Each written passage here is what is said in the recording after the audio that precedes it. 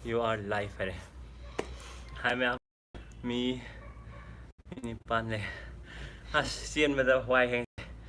Me Nipan theng tok kre ma'am. Hana ngai ga lei bi ma'am. Hi. Hi. Abnau ngasi samju kak that lure. Adagi ngai bo ari. Me Nipan theng tok kre. Sai emoji lo chat pada theng tok kre. Man imanam du na thilak tawa. Maju thabak chin gi dagi. Hello, abnau ngasi samju kau re. Lon tennis su sanare aduga chingju kaure nali hai Shivani hai ado mi 30 handaki keno to buje han keno mana brother mana suggest to birak paneba hai Asiani Kaisam hi Pamela hi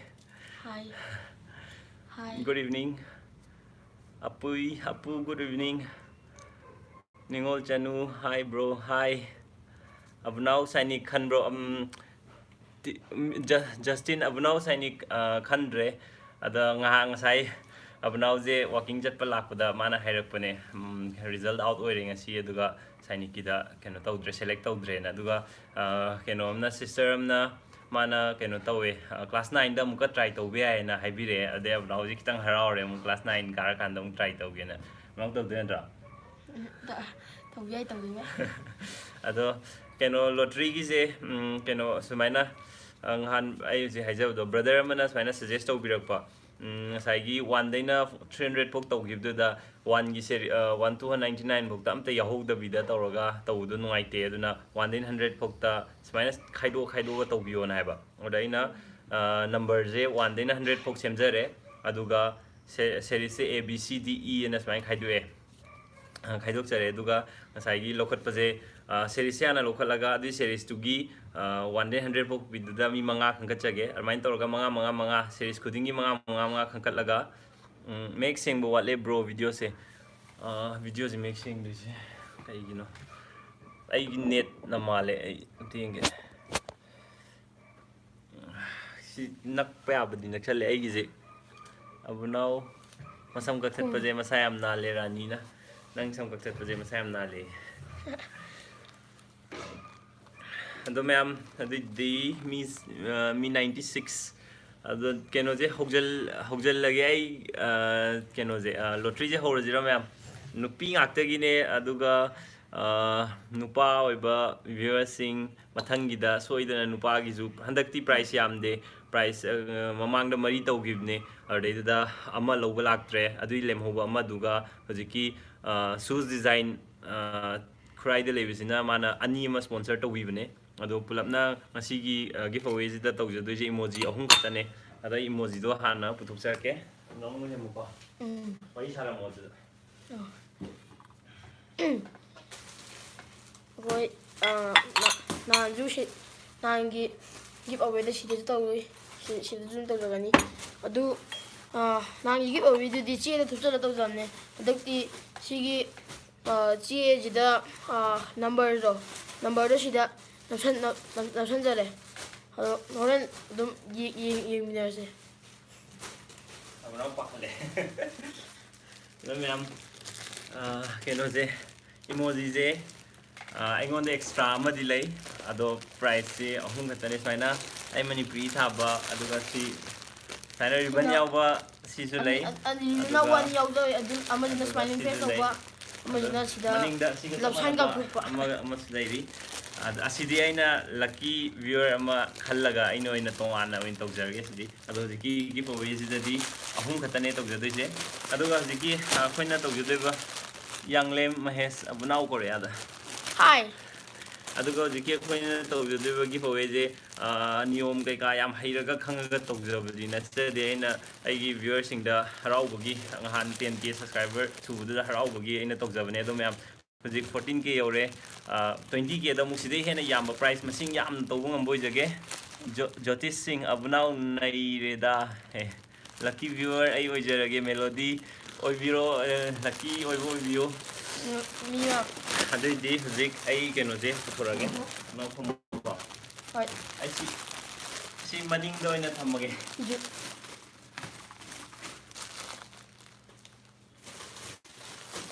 ꯆꯦ ꯑꯗꯨꯝ ꯄꯥꯏꯔꯒ ꯃꯅꯤꯡꯗ ꯑꯗꯨꯝ ꯊꯝꯈꯣꯔꯥ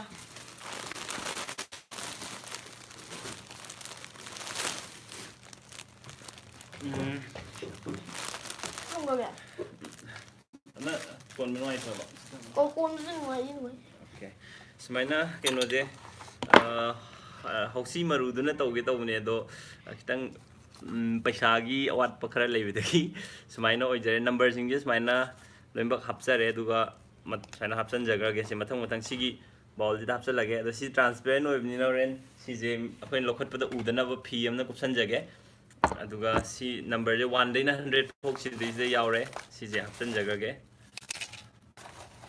ꯍꯥꯞꯆꯜꯂꯒꯦ ꯀꯦꯜꯂꯛꯀꯅꯤ ꯃꯅꯤꯡꯗꯒꯤ 9 6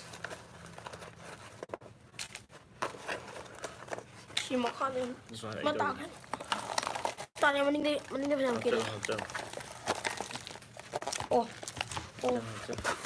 ꯂꯩꯃ ꯈꯥꯗ ꯂꯣꯏ ꯇꯥꯈ꯭ꯔꯦ ꯇꯥꯗꯦ ꯑꯃꯈꯛꯇꯪ 7 twinkle ꯅꯣꯏꯗꯨꯕꯨ ꯁꯨꯕ ꯑꯩ ꯄꯥꯕ ꯊꯣꯛꯇ꯭ꯔꯦ ꯁꯦꯡꯗ꯭ꯔꯦ ꯃꯌꯦꯛ ꯁꯦꯡꯗ꯭ꯔꯦ ꯍꯥꯏ ꯃꯥꯜꯂꯦ ꯑꯗꯨꯒ ꯁꯤꯒꯤ ꯐꯤꯁꯤꯅ ꯍꯣꯔꯦꯟ ꯑꯕꯨꯅꯥꯎꯅ ꯂꯧꯈꯠꯄꯗꯅ ꯑꯩꯅ ꯁꯨꯃꯥꯏꯅ ꯀꯨꯞꯁꯜꯂꯒ ꯑꯕꯨꯅꯥꯎꯅ ꯎꯍꯟꯗꯕꯤꯗ ꯁꯨꯃꯥꯏꯅ ꯃꯈꯨꯠꯅ ꯊꯤꯡꯖꯤꯜꯂꯒ ꯂꯧꯈꯠꯍꯜꯂꯒꯦ ꯌꯥꯅꯕ ꯁꯦꯝꯃꯛꯀꯦ ꯑꯗꯨꯒ ꯁꯤꯒꯤ ꯁꯦꯔꯤꯁꯁꯤꯗꯤ ꯑꯗꯨꯝ ꯁꯦꯔꯤꯁ ꯑꯃ ꯍꯦꯛꯇ ꯍꯥꯟꯅ ꯑꯗꯨꯝ ꯂꯧꯈꯠꯄꯗꯤ ꯌꯥꯔꯦ ꯑꯗꯨꯏꯁꯨ ꯁꯤꯗꯩ ꯂꯧꯈꯠꯆꯒꯦ ꯑꯗꯨꯒ ꯈꯟꯀꯠꯂꯕ ꯅꯝꯕꯔꯁꯤꯡꯗꯣ ꯉꯁꯥꯏꯒꯤ ꯁꯦꯔꯤꯁꯇꯨꯒꯤ ꯃꯇꯨꯡ ꯏꯟꯅ ꯍꯥꯟꯅ ꯄꯤꯛꯆꯔ ꯔꯤꯖꯣꯂꯨꯁꯟꯗꯣ ꯈꯔ ꯋꯥꯡꯍꯜꯂꯣ ꯑꯩꯅ ꯁꯦꯝꯕ ꯌꯥꯕ꯭ꯔꯣ ꯄꯤꯛꯆꯔ ꯃꯌꯥꯝ ꯑꯩ ꯈꯪꯗꯕꯩꯅꯦ ꯄꯤꯛꯆꯔ ꯔꯤꯖꯣꯂꯨꯁꯟꯁꯦ ꯑꯩꯅ ꯁꯦꯝꯒꯗꯕ꯭ꯔꯥ ꯑꯩ ꯈꯪꯗꯦ ꯁꯤꯁꯦ ꯉꯥꯏꯈꯣꯀꯣ ꯑꯩ ꯀꯩꯅꯣꯝꯇꯪ ꯌꯦꯡꯒꯦ ꯍꯥꯏ ꯑꯕꯨꯅꯥꯎ ꯃꯌꯦꯛ ꯈꯤꯇꯪ ꯁꯦꯡꯍꯜꯂꯣ ꯍꯩ ꯀꯃꯥꯏꯅ ꯁꯦꯡꯍꯟꯗꯣꯏꯅꯣ ꯑꯩ ꯍꯩꯇ꯭ꯔꯦ ꯑꯕꯨꯅꯥꯎ ꯅꯪ ꯈꯪꯕ꯭ꯔꯥ ꯃꯌꯦꯛ ꯃꯈꯣꯏ ꯍꯧꯖꯤꯛ ꯚꯤꯌꯨꯋꯔꯁ ꯑꯃꯅ ꯄꯤꯛꯆꯔ ꯔꯤꯖꯣꯂꯨꯁꯟ ꯁꯦꯡꯍꯜꯂꯣ ꯂꯧꯗ꯭ꯔꯤ ꯑꯝꯇ ꯄꯨꯕꯤꯔꯛꯑꯣ ꯉꯁꯤꯁꯦ ꯑꯗꯨꯒ ꯑꯩꯈꯣꯏ ꯕꯦꯝꯕꯦꯝꯅ ꯆꯥꯛꯑꯥꯎ ꯈꯦꯔ ꯕꯦꯝꯕꯦꯝꯅ ꯇꯧꯕ ꯅꯠꯇ꯭ꯔꯣ ꯕꯦꯝꯕꯦꯝꯒ ꯃꯃꯤꯒ ꯇꯧꯔꯒ ꯆꯥꯛꯑꯥꯎ ꯈꯦꯔ ꯇꯧꯕꯤꯔꯝꯃꯦ ꯑꯗꯨꯏꯗꯤ ꯂꯣꯏꯔꯦꯅ ꯍꯥꯏꯔꯛꯑꯦ ꯁꯤꯁꯦ ꯀꯃꯥꯏꯅ ꯃꯨꯊꯠꯀꯦ ꯈꯪꯗ꯭ꯔꯦ ꯏꯕꯨꯡꯉꯣ ꯑꯗꯨꯅ ꯁꯤ ꯇꯧꯔꯨꯏꯁꯦ ꯁꯤꯗ ꯌꯥꯔꯦ ꯁꯤꯕꯥꯅꯤ ꯈꯔ ꯁꯦꯡꯉꯦ ꯑꯩ ꯁꯦꯝꯕꯩꯗꯤ ꯂꯣꯇ꯭ꯔꯤꯒꯤ ꯗꯤꯇꯦꯜꯁꯁꯦ ꯀꯃꯥꯏꯅ ꯇꯧꯕꯅꯣ ꯍꯧꯖꯤꯛꯀꯤ ꯑꯩꯅ ꯉꯁꯥꯏ ꯍꯥꯏꯖꯕꯗꯣ ꯁꯦꯔꯤꯁ 1 ABCDEN ꯑꯗꯨꯒ F ꯐꯣꯛꯁꯤꯗ ꯁꯦꯔꯤꯁꯀꯤ ꯂꯩꯖꯔꯦ ꯁꯦꯔꯤꯁꯁꯦ ꯂꯧꯈꯠꯂꯅꯤ ꯑꯗꯨꯒ ꯁꯦꯔꯤꯁ ꯑꯃꯗꯒꯤ ꯃꯤ ꯃꯉꯥ ꯈꯟꯀꯠꯂꯒ ꯑꯗꯨꯒꯤ ꯃꯤ ꯃꯉꯥꯁꯤꯡꯗꯨꯗꯒꯤ ꯑꯃꯨꯛ ꯂꯣꯏ ꯄꯨꯂꯞ ꯍꯥꯞꯆꯜꯂꯀꯥꯟꯗ ꯍꯣꯔꯦꯟ ꯗꯥꯎ ꯌꯥꯕ ꯃꯤ 3 ꯈꯛꯇꯅꯦ ꯈꯟꯖꯗꯣꯏꯁꯦ ꯃꯌꯦꯛ ꯁꯦꯡꯗꯦ ꯑꯕꯨꯅꯥꯎꯒꯤ ꯃꯤꯠꯀ ꯑꯝꯇ ꯎꯈꯤꯗ꯭ꯔꯦ ꯅꯤꯡꯉꯣꯜ ꯆꯅꯨ ꯐꯔꯦ ꯑꯗꯨꯗꯤ ꯃꯌꯥꯝ ꯃꯇꯝ ꯊꯦꯡꯊꯗꯅꯕ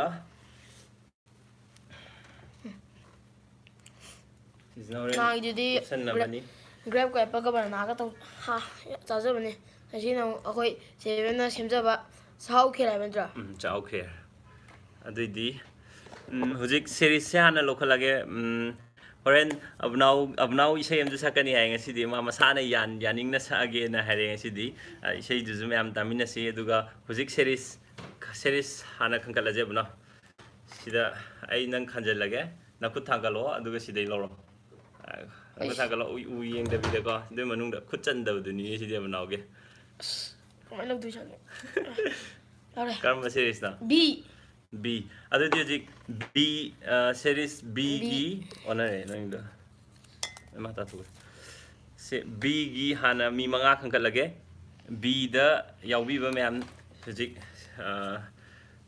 ꯅꯪ ꯌꯦꯡꯀꯅꯨ ꯅꯪ ꯃꯤꯠ ꯑꯣꯏꯅ ꯈꯨꯝꯖꯤꯟꯕꯅ ꯐꯗꯧ ꯃꯥꯜꯂꯦ ꯁꯤꯗꯤ ꯁꯨꯝ ꯇꯦꯕꯜꯁꯤꯗ ꯊꯝꯃꯒꯦ ꯑꯕꯨꯅꯥꯎ ꯃꯃꯤꯠ ꯑꯣꯏꯅ ꯈꯨꯝꯖꯤꯜꯂꯒꯦ ꯃꯅꯤꯡꯗ ꯄꯥꯏꯕꯤꯔꯛꯑꯣ ꯄꯥꯏꯔꯛꯇ꯭ꯔꯁꯨ ꯌꯥꯅꯤ ꯑꯩ ꯇꯧꯒꯦ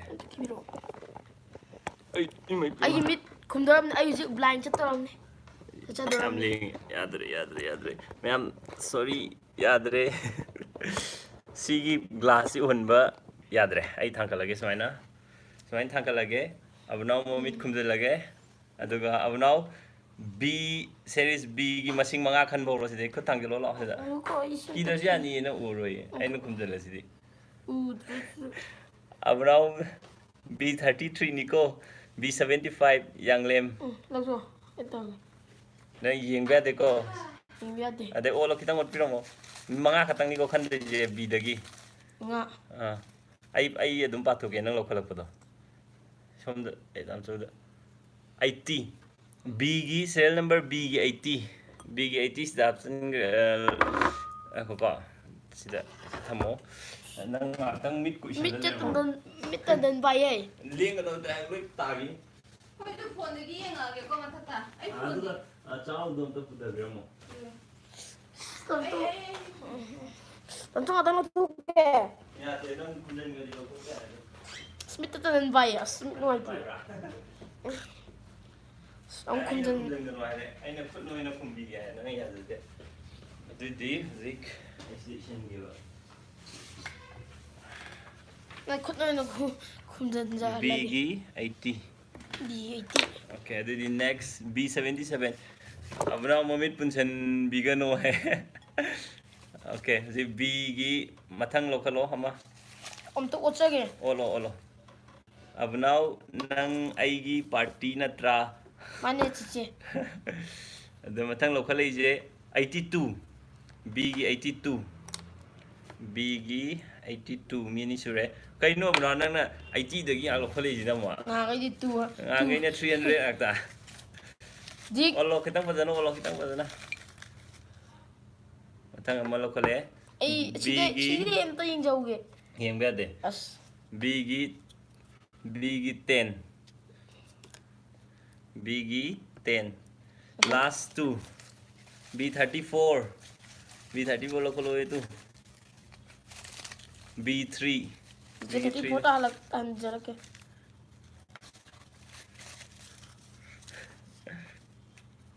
lokalo ba B 38 as B 34 आएगा B 38 lokale B gi 30 ubra sibo B 38 adagi B gi 38 B series ki last number lokalo na kitang olo na lokalo kitang pio lokalo ba B 63 abegi B 63 क्या नहीं हो B 81 अब now ना लोखत पजे 80 दगी अहुम लोखले माना जी B 81 का B series की B जैसी था मजे B series की मंगा खंगत की बजे 80 ने 81 82 80 81 82 38 aku atain tau don tem no tama tau ge sigi Oh. Ma'am जिकी बी की लोइग्रे अदु दि जि सिगी जि खंगत की मरुजे दुम हपचल लगे अमुक सी ए अतै लेहौरी बा सीरीज की खन्नबा सिजिना आइनो मुखल लगे तबजो अनुसेन लौथो जे Ano ai anu lौथो दि दुम मिट खुमज जि आरामनि अदो जि मथंगी सीरीज से F. F F ti mga khang. F की di series F tagi zi mga khangkatjarage Kai. Song tu bi. Abu no. se kya no hamba F की 68. 68 68. 68 to isalo da thammo ai isalage Kami sini kyo ko. Tao jo mi kyo jo. Ram thamoi shi. si dao su yaribo 89 F 42 89 ne. F 18. 68. adudagi mathang torage se 42 ai ko. nang lokatera in lokatera Eh. mit Tam to thamoi shi. ai dung mea mai sai khunjan da dung isalla lokalage Thamoi bu sing adia de. andak ti ani lokalake amam tang lokat paje Amam- ngai bo wai ani lokale Ringgit. Amna 55 amna 92. ulam muduna nang ye nang na to ni lo sing gidu Soi gre. 92 aduga 55 sina FT ko aduga ani amaga lokat sidagi ani amaga lokalaga F series ki lore FT daw ya ba yaubira bo yeng biba singda siani amaga lokale Ai enjoy ge. Sina 97. ꯂꯣꯏꯖꯔꯦ ꯁꯤꯅ 29 ꯃꯌꯦꯛ ꯁꯦꯡꯅ ꯎꯗ꯭ꯔꯦ nang utpa hitre nang 29 ga 97 ga F ki huzik mi mga khangat paje 68 ne 55 ne adai 92 ne 97 ne 29 ne tamjouju 90 gi series ka ta khale si moi lokhat paje zik noi se kai denge noi se kai denge number hana khang se mathang gi series lokalo mini sala lokhat to ni nang mit pang thu kadai dai ma ai ngon den pu chi lo siang ma Misal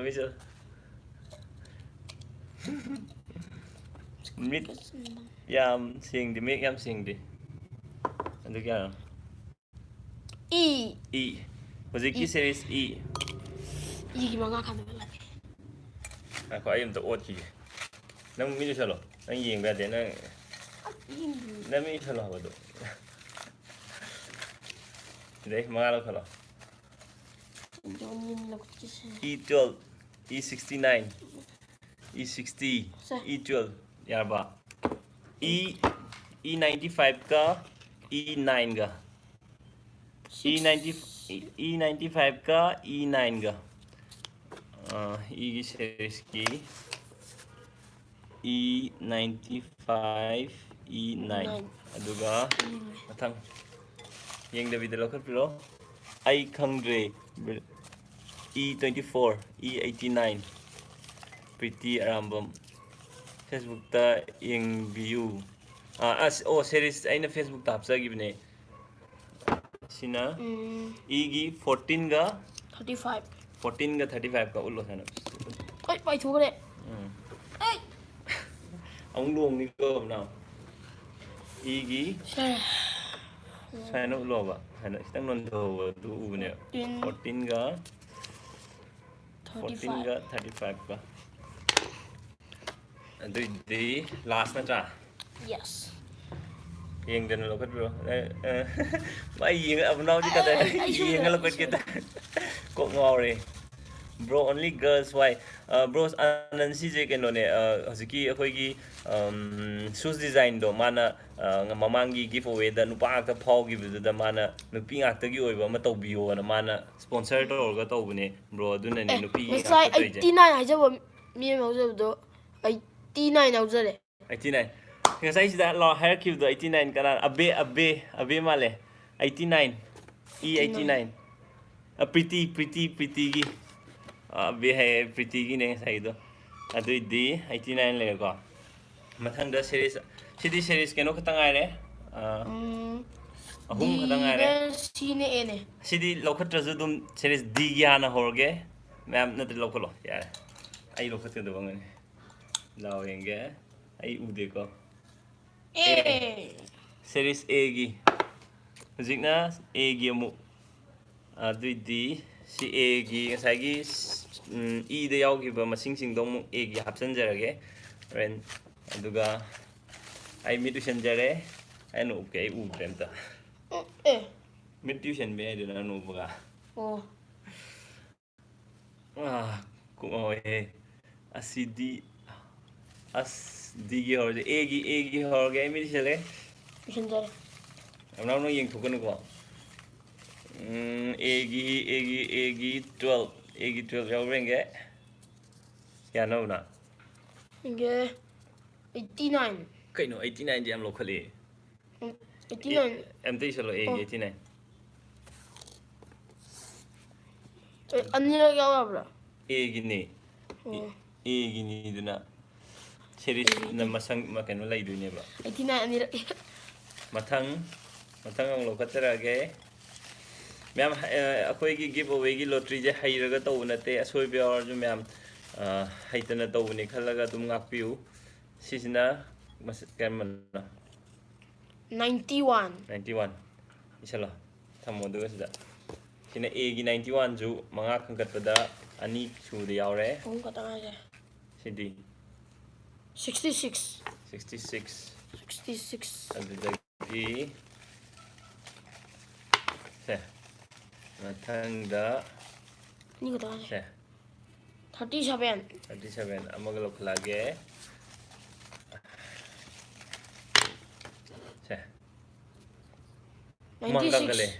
Ingdam da do mangangi. 96. 96. Lower ba? No. Yes, sir. Ma ni ahum. Lower. Just give 96 7 tra.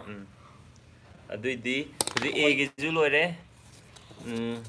6. Priya 100 E100 to a matangi dadi 100 price yam the way matang the price kitang chow na tawong ang boys again. And the gi se can is the game of City Adam Amike the Kanbuya A24 for Yeah, D. D Horse D. Digi Olo I don't know what you can I C. 24. 24 Zigido D Natra 24. Zigi series D 24 D24 D80 Kalo ito Anjir kici. Me salo 13D 13 Ju Ui dòng khối. Ra đây. 87. 87. Okay. Let's see. 87 D gina tra. 87 ut kare. Eager ba? Then matang lo khalo D56 D60 Wait, under there 2377 अब now Facebook username amta haibiro o Keisampat 10 hana leibne ai manipuri e da zo hapibane 35. D35 D series ki ani 100 amta lo khala no ainda one single number amta yaudri ngasai di lo khali je miri sal is fine give me fine अब now E15 याउकी bro E15 E the 15 याउगी the E14 याउगी 80 का 49 का ani lo phala upla होय okay D gi 80 ga 49 ga kya ni yeng amta 80 49 adi di last ki series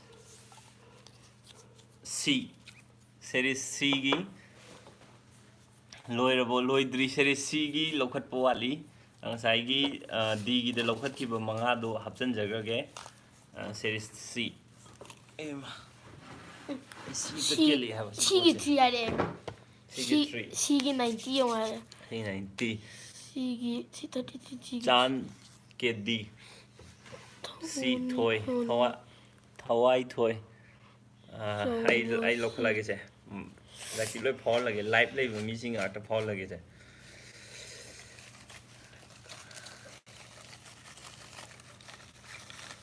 Project C gi ni ko 너 잘 Agachare Sigi 24 Sigi 24 Sipai ai Sigi 24 as 24 jam yawe adagi zik mathang lo kacharage sao kêu gì bỏ lọt rồi अब now चाकलाम मन लोय ngasai ching cherau ching do akhoi gi machu taret ki firan lei du karu ne bunau je ke thongre C gi 48 C48 em chơi lâu rồi C48 adagi mathang không có này uống một lon solo homok sal ya ai phai di ka chin kya ka thi chắc là ra 82 C gi 82 single number team ne am to phang de ba single number yo ro chu ken gi nang pai do fan pai pa phải kya ta ngai da anh đi ra này ani tam pro lo khal jira vậy side dem lo khala ge 19 ga 22 ga 19 aduga 22 19 22 hujik akhoina 1 2 3 4 5 6 mi 30 khangkal le sigi mi 30 sidagi khanja duji di ahum khatane 3 yaw gidre saubi bade 3 yaw gidre mathangi da soidana dawya boy view adui di hujik ꯃꯃꯥꯡꯗ 3 ꯌꯥꯎꯔꯒ 3 ꯈꯛ ꯂꯧꯗꯕꯗꯣ ꯑꯗꯨꯒ ꯁꯤꯗꯤ ꯍꯧꯖꯤꯛ ꯁꯤꯒꯤ ꯃꯁꯤꯡꯁꯤꯡꯁꯤꯗꯒꯤ direct ꯑꯗꯨꯝ ꯑꯍꯨꯝꯁꯦ ꯈꯟꯀꯠꯆꯔꯒꯦ ꯑꯗꯨꯒ okay ꯌꯧꯔꯦ ꯑꯩꯈꯣꯏꯒꯤ ꯆꯥꯎ ꯈꯦꯔꯒꯤ ꯕ꯭ꯔꯦꯛ ꯃꯆꯥ ꯑꯃ ꯂꯩꯔꯦ ꯍꯧꯖꯤꯛ ꯍꯥꯏ ꯑꯕꯨꯅꯥꯎ ꯗꯣꯂꯔꯅ ꯉꯁꯥꯏ ꯆꯃꯆ ꯑꯣꯀꯦ ꯊꯦꯡꯛ ꯌꯨ ꯏꯆꯦ ꯕꯦꯝꯅ ꯇꯧꯕ ꯆꯥꯎ ꯈꯦꯔ ꯌꯧꯔꯛꯑꯦ ꯆꯥꯎ ꯈꯦꯔꯒ ꯆꯥꯒ ꯍꯧꯖꯤꯛ ꯉꯁꯥꯏꯒꯤ ꯑꯩ ꯈꯟꯀꯠꯂꯕꯁꯤꯡꯗꯨꯒꯤ ꯅꯝꯕꯔꯁꯤꯡꯁꯦ ꯈꯟꯗꯣꯛꯏꯉꯩꯗ ꯑꯕꯨꯅꯥꯎꯅ ꯆꯥꯎ ꯈꯦꯔ ꯃꯌꯥꯝ ꯂꯥꯏꯚꯇ ꯑꯕꯨꯅꯥꯎꯅ ꯆꯥꯕ ꯌꯦꯡꯅꯤꯡꯉꯦ ꯍꯥꯏꯕꯗꯣ ꯉꯁꯤ ꯑꯕꯨꯅꯥꯎ ꯄꯣꯛꯅꯤꯀꯣ ꯆꯥꯎ ꯈꯦꯔꯁꯤ ꯏꯪꯉꯦ ꯏꯪꯉꯦꯕ ꯏꯪꯉꯦ ꯍꯥꯏꯗꯤ ꯁꯥꯗ꯭ꯔꯦꯕ ꯑꯣ ꯏꯪꯉꯦ ꯍꯥꯏꯗꯤ ꯁꯥꯗ꯭ꯔꯦ ꯍꯥꯏꯕ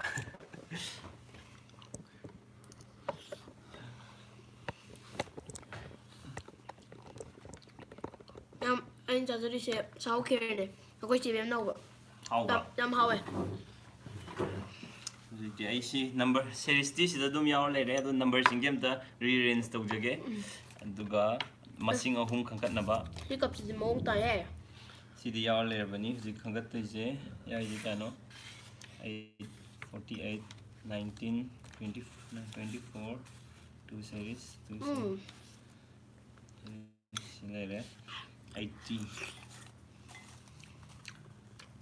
99 yawibra 99 la okay size okay 35 yawim da 35 lere and the gidi 24 20 yawibra yam hawe chije ichi ming do kai ming no I yengo B97 yengbiro B97 yawde B80 82 10 38 81 20 yaw 20 20 yam hawe chije yawde 87 yawbira 87 yaw 87 48 69 yawde ba 69 yaw tam choi lu jore chaw 지지 명 워이샤노 는 아시다 항이지 지지 명 워이샤노 AC 에렌스 오게 9 yam hawe chije 27 hoi ji yam hawe 능 지지 뱀나 호고 그게 자게 yam cha 56 아브나우 능 얌 노이 말레 짜 마지 워킹 감 얌 잣루러버니 56 야우브라 56 야우데 90 나오브라 90 그게 세리스티 yam hawe chije yam hawe 42 야우데 91 시 칸독분에 다 그냥 하이르가 또 원했다 컨퓨즈 얌 잣래 yam ai chao ke joro jodore tamchogi dong etek to lem ni gona 72 yaubra 72 yam hawe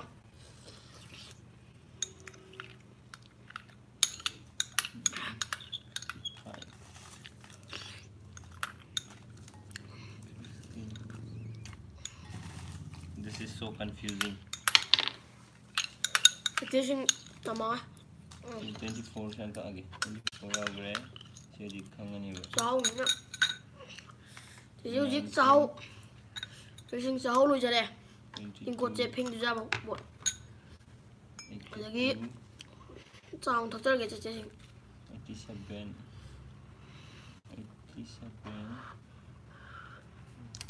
42 yaubra. 42 yaubra. 27 yaubra. 56 yaubra. 84 yaubra. 84 yaubra. Xí đi bụi hay, sao mà nó lúc sao cái. 83 yaubra. 83 yaubra. 72 yaubra. Yaubra. 52. Xí break chỉ đi ngoài ấy. Cha ai cái ngoài bro nó nè. Thế da. 29 yaubra. Cha ai cái ngoài bro. Hao. 지지 뱀나 해리는 빠톡더라고요. 이암 사르보 이제 린토이 지제 린토이나 나 우드라고 시 지지 뱀 타리야. À, sao anh này thì ủ tôi chỉ chế xấu ra đi.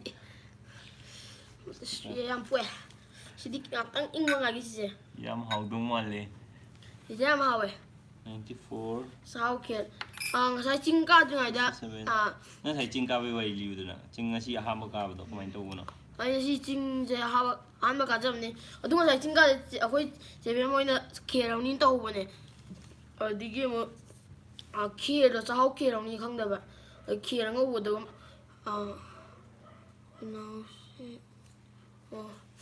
ꯈꯦꯔ ꯑꯗꯨꯗꯒꯤ ꯈꯦꯔ ꯑꯉꯧꯕꯗꯣ ꯑꯃꯨꯛ ꯑꯩꯅ ꯈꯦꯔ ꯑꯉꯧꯕ ꯃꯥꯜꯂꯨꯔꯦ ꯑꯗꯨꯗꯒꯤ last ꯆꯥꯛꯍꯥꯎ ꯈꯦꯔꯅꯤ ꯍꯥꯏꯔꯝꯃꯦ ꯆꯥꯛꯍꯥꯎ ꯈꯦꯔꯁꯨ ꯌꯥꯝ ꯍꯥꯎꯋꯦ ꯑꯗꯨꯒ ꯈꯦꯔ ꯑꯉꯧꯕꯗꯨ ꯍꯥꯎꯋꯦ ꯑꯅꯤꯃꯛꯁꯦ ꯃꯍꯥꯎꯁꯦ ꯑꯝꯖꯗꯤ ꯆꯥꯛꯍꯥꯎ ꯈꯦꯔꯒ ꯈꯦꯔ ꯑꯉꯧꯕꯒ ꯀꯅꯥꯅ ꯍꯥꯎꯒꯦ ꯑꯩꯗꯤ ꯂꯨꯝꯕ ꯍꯥꯎꯋꯦ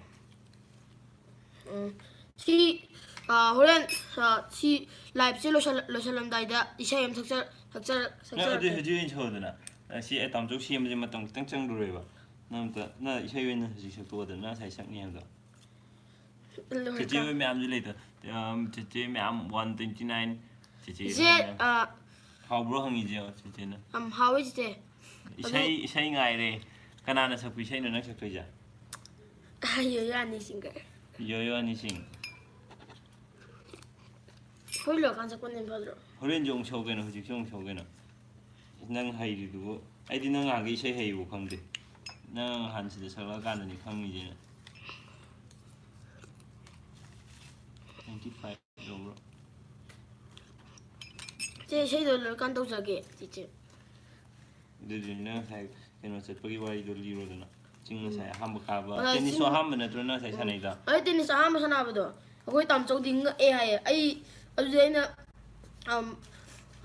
ꯑꯍꯥꯟꯕ ꯁꯥꯟꯅꯕ ꯃꯤ ꯑꯅꯝꯕꯅ ꯑꯍꯥꯟꯕ ꯁꯥꯟꯅꯕꯗꯣ ꯑꯩꯈꯣꯏ ꯑꯩ ꯈꯪꯗꯅ ꯍꯥꯏꯖꯔꯛꯄꯅ데 ꯑꯩꯈꯣꯏ ꯇꯥꯝꯆꯧꯅ ꯃꯤ ꯑꯍꯥꯟꯕ ꯁꯥꯟꯅꯕꯗꯣ ꯑꯩꯈꯣꯏꯒꯤ ꯀꯣꯔꯠ ꯍꯥꯏꯇꯥꯔꯦ ꯑꯗꯨꯒꯤ ꯀꯣꯔꯠꯇꯣ ꯂꯥꯟꯅ ꯆꯠ ꯉꯝꯗꯦ ꯍꯥꯏꯕ ꯑꯗ ꯑꯩꯅ ꯁꯨꯃꯥꯏꯅ ꯂꯥꯟꯅ ꯆꯠꯄ ꯁꯨꯃꯥꯏꯅ ꯍꯤꯠ ꯇꯧꯕꯗ ꯂꯥꯟꯅ ꯆꯠꯈꯤꯕꯗ ꯑꯩꯈꯣꯏ ꯇꯥꯃꯣꯆꯧ ꯉꯛꯑꯦꯕ ꯌꯥꯝꯅꯁꯨ ꯅꯨꯡꯉꯥꯏ ꯑꯃꯨꯛꯇꯪ ꯁꯥꯟꯅꯔꯒꯗꯤ ꯁꯨꯡꯂꯦꯞ ꯂꯦꯞꯅꯤꯡꯗꯕ ꯋꯥꯅꯤ ꯑꯩꯈꯣꯏ ꯑꯕꯅꯥꯎ ꯕꯦꯗꯃꯤꯟꯇꯟ ꯅꯪꯅ ꯆꯥꯏꯗꯣ ꯌꯥꯝ ꯍꯥꯎꯔꯝꯗꯧ ꯃꯥꯜꯂꯤꯀꯣ MD ꯏꯕꯦꯝꯆꯥ ꯌꯥꯝ ꯍꯥꯎꯔꯝꯗꯧ ꯃꯥꯜꯂꯦ ꯑꯩꯒꯤꯗꯤ ꯅꯪ ꯂꯣꯏꯈ꯭ꯔꯗꯥꯏꯅꯦ ꯑꯩꯒꯤꯗꯤ ꯑꯦꯇꯦꯛ ꯇꯧ ꯂꯩꯔꯝꯅꯤꯀꯣ ꯑꯕꯅꯥꯎꯅ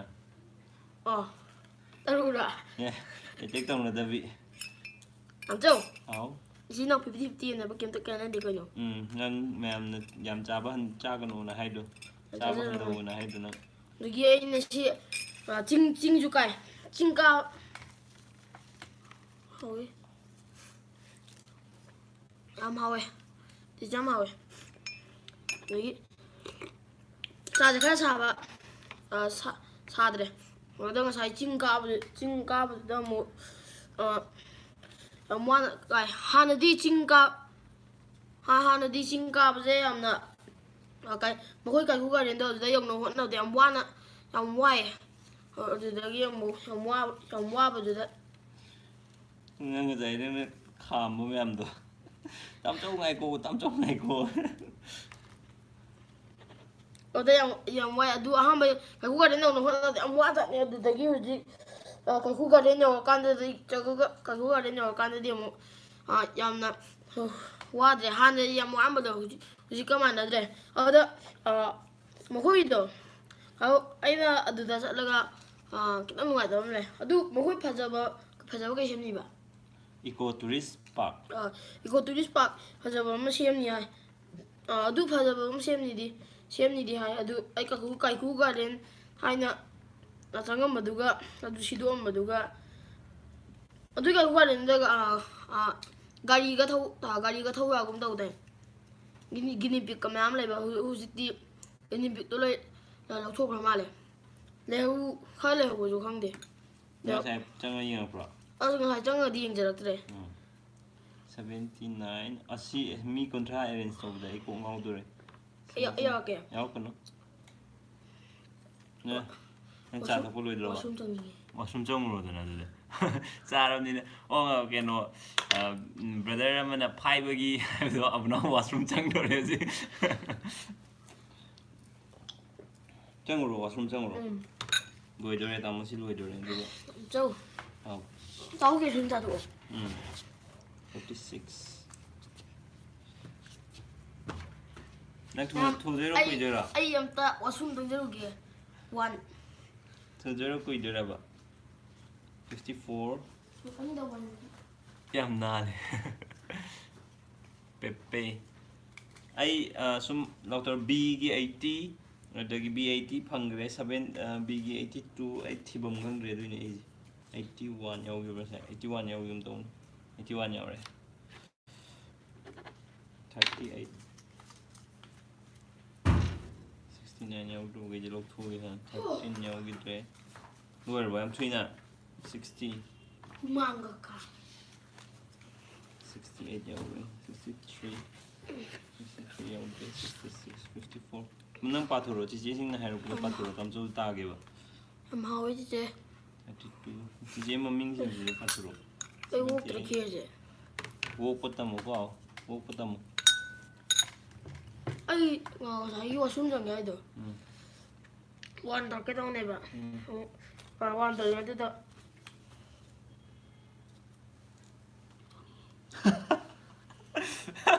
chalo na na 93 Kui live tôi ngày ra kui ra gì.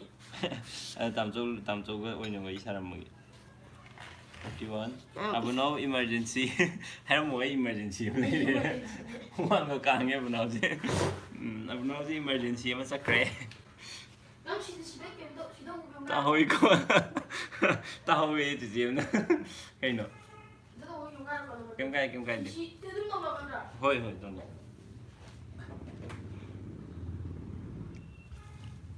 Chak charabo bro chadri sak chadri tam chau je sung sao hom dong wan da Ai shi kunung jang ya. kunung da na heram men ro de Ai shi kunung jang jari. Ai ta ba tai. how bro tao re ông nào na ma kunung chang em tai view ai sao ta nam kunung ha ga khoi cái nó na che demo ai Seran turan ngangin ông chạy việc cái ní chính nên bây giờ ô tại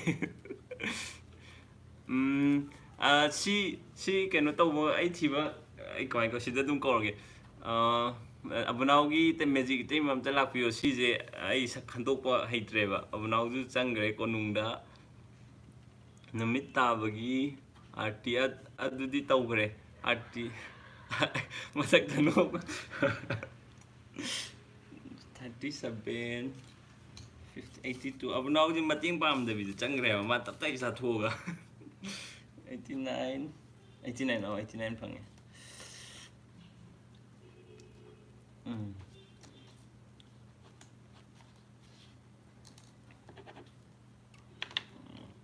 90 to 76 ho dre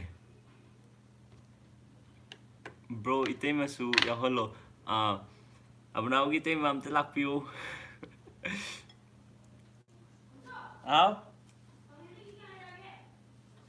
kan nang kai no nang konung dei jo hangai to meji ite ma lao hai to meji ite ma ko re lao 49 oh 49 yaw gre 49 Gidi 39 yaw bro 37 inama amukta yengjage inama ngai re linthoi na ngai re na ma te aina di kai thok aina di kai kau dino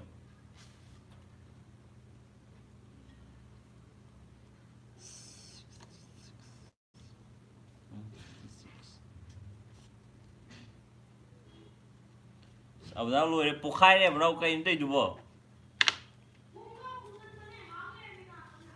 oh abnao je punsiba na abnao nang kai chakha ge abnao konung gari haivio e mana riya lambam inamase thola u ya dre mayam changdana kaurase abnao je inama amuk thokpiro o nganthoi chanuna purnima makok tei hona ya hodre hojik keno di loi gre lottery je mi ahum khan ga dawda ngai re adugi ai number arrange story arrange to je abnaw na konung ka gi jagi ai thanda arrange to dai ko ngawre as abnaw di attack to ramale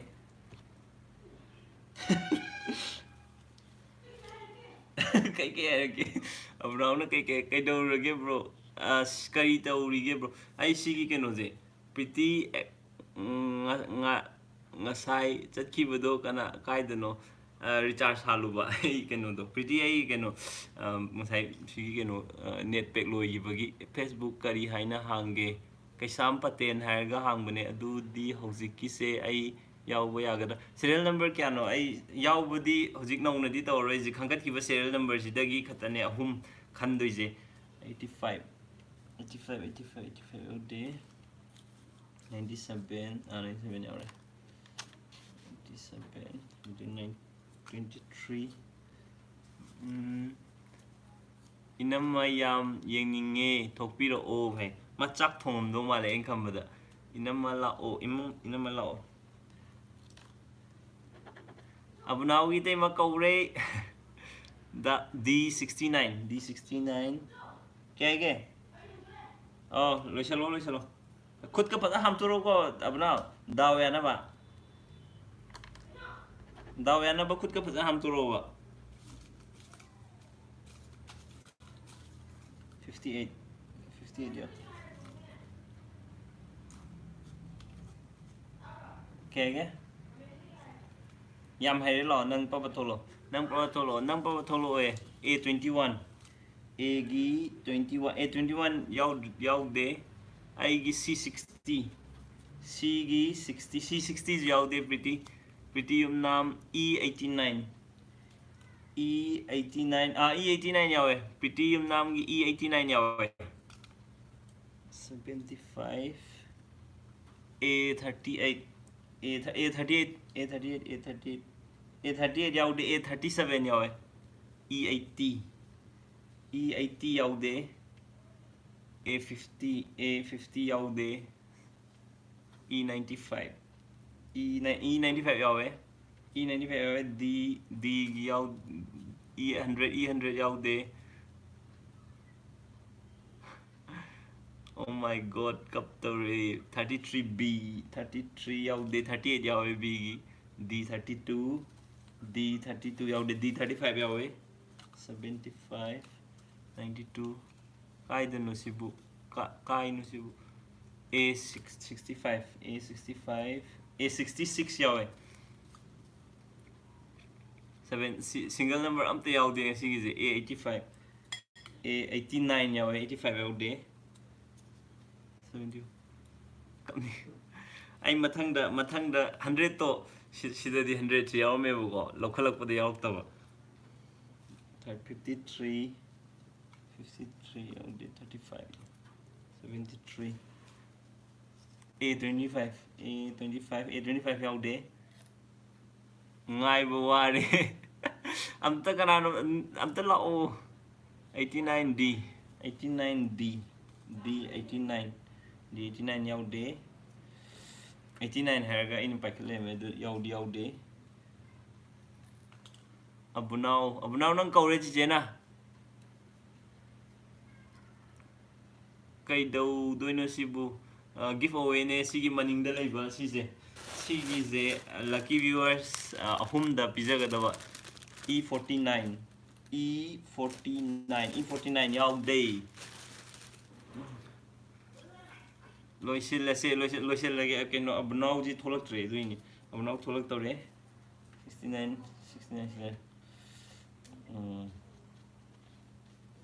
89 64 yaw de 35 number TV the kokong 45 yaw de number asing ani kita ngare 82 ga 92 yaw bra yaw de 35 77 yaw de 62 yaw de 92 yaw 11 yaw de 40 yaw de 40 yaw 40 yaw de A89 yaw D66 yaw de 51 35 17 70 57 35 39 35 26 yaw yung tong nida 26 yaw de 7 yaw de 12, 9 yaudre, 25 yaudre, 35 58 yaudre, 55, 30, 59, 8, 15, 23, 5. Okay, sila yaure. 35 sila 92, 92 kaya dahil sa gray. 92 ka tangay rin. 92 ga 80 ga. Hmm?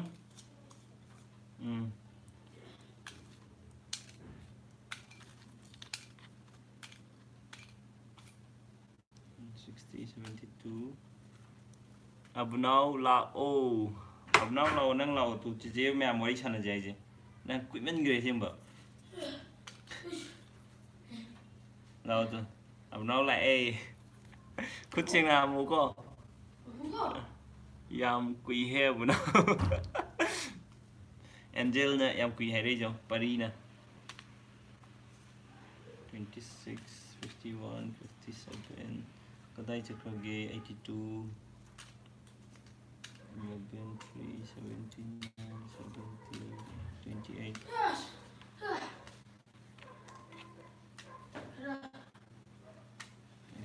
Thấy ăn không nào? À. Now sẽ tung cả ra là con nung nào nào tung nem nữa. Thôi em nào. 85. Không biết rồi. Sige gì? Cái number gì? Cái gì đấy? Right. Hong 92 or 92 sila 92 sila abnau kia lakta zik abnau ki na zik kanum kia kia hai jadi ai hau ring abnau sai hau đi sao tôi abnau một tin nhiều lắm ai tập yêu bây giờ hay bị bro hay đi lắm hay bị tu piu bersama kian mana kian bro 나 마마 오픈 페스티벌 나간 오픈 페스티벌 마린 오픈 페스티벌 하단자 단조이도 가이 조이시나 때 마린 오픈 페스티벌 나간 오픈 페스티벌 마마 오픈 페스티벌 ngon thì bóng phát rất là gì đó à rồi ngọc sen là bấm màn cái tôi nên tu piu phải cần brush cái thằng rồi chỉ chia ra ngọc chỉ chia ra maning da upana phải gì hay đó chỉ chia na mamang da jo hay re phát re này re bữa nào ai battery low hai re cái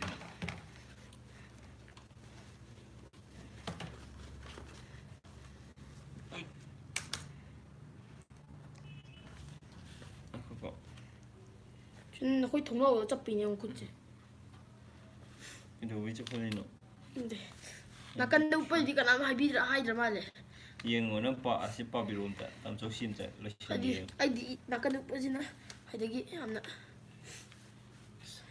땀 떠들이 암 같은 거 말래 나 좀 아이 많이 좀 러시아게 에 kum 또 저기 방송한 거 있어 이런 게 붙지 콩이야 cái giờ sân rồi 근데 나무 잘 đây đi lấy sân giờ đấy gì lấy xem ba number gì 한전 무슨 야외 number 사이기 시다 아니라 홈락 한전 몇 number 야외 아두나 가이제 그래 83 82 네 digit 12 kumbe out re 94 54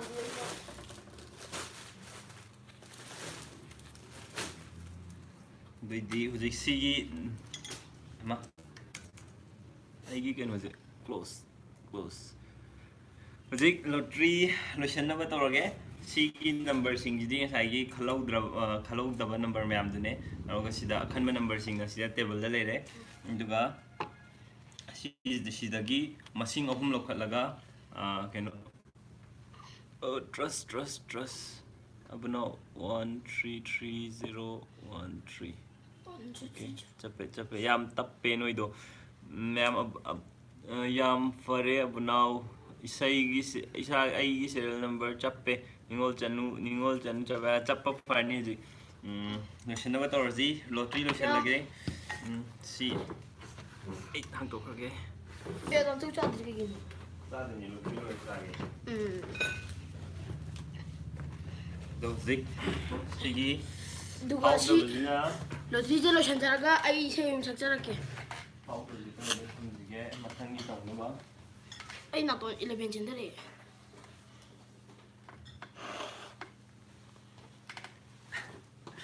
나돈 social service 때 이러는 거. 투피 우빠디는 시모망 우빠디는 밑도 하나의 우도함 또 우로이 11 나오기 11.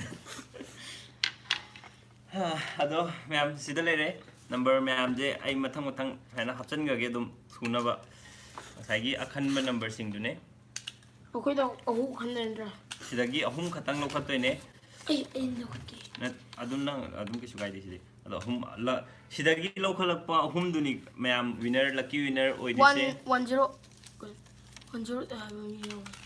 하 82 से लो याय 아이. अदुगा 시제 सिदा थमगा ऐसु यावगे सुमाइन तौरगे serial number ABC जिना last ता लौखलगे अदुगा number फावगदबा number जे हाना लौखललगे बनावदा आखो 시디 큰 오이나 떠오르이.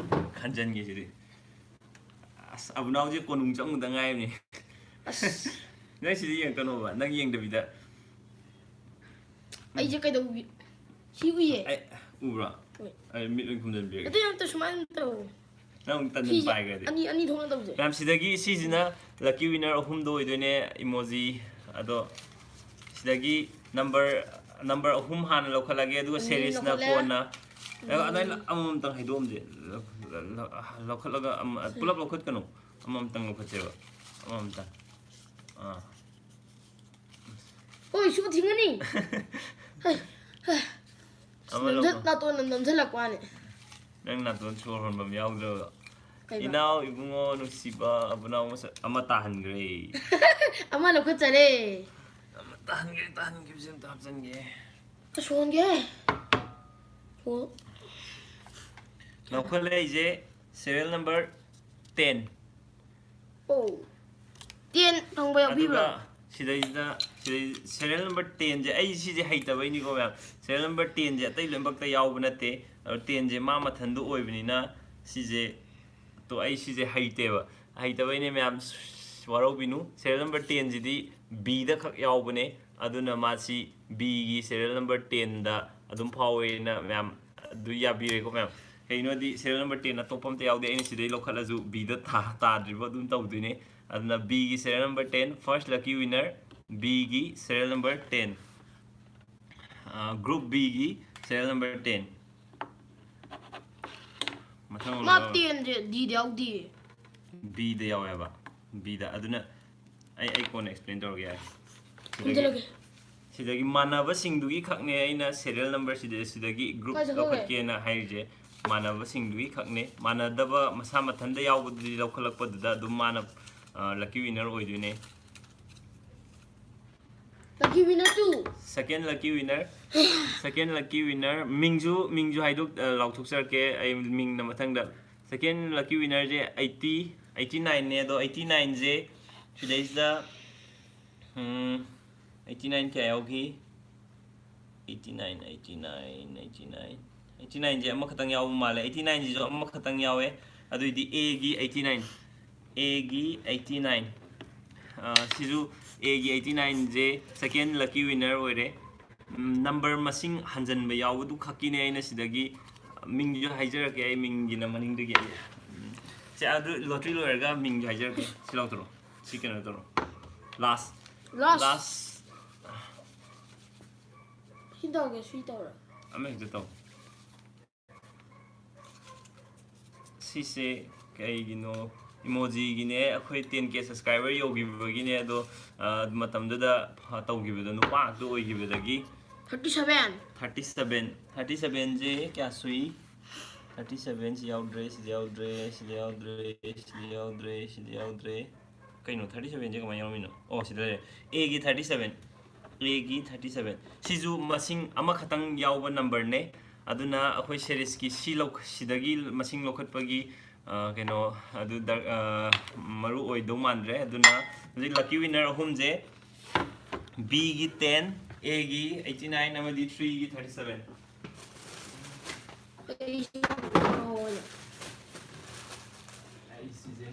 Si 싫어져 간다 이제 뭐 나나 이제 소야 lottery lore jiki 땀 ai jau jera 야 ai ming ming ha je jiki do kai A gi 이 89 아두가 37 A gi 37 hai ko 89 jawe A gi 37 na hai ke A gi 37 jina nauroi bam A gi 37 do jina che jina nauroi bam ko 제지나 isi nauroi sia A gi 7 나 간다 마신이주 나 마탕기다 좀 간다 어제 비교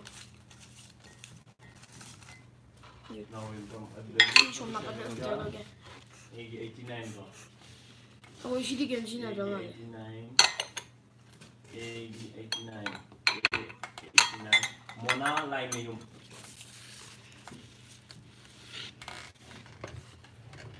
B gi 10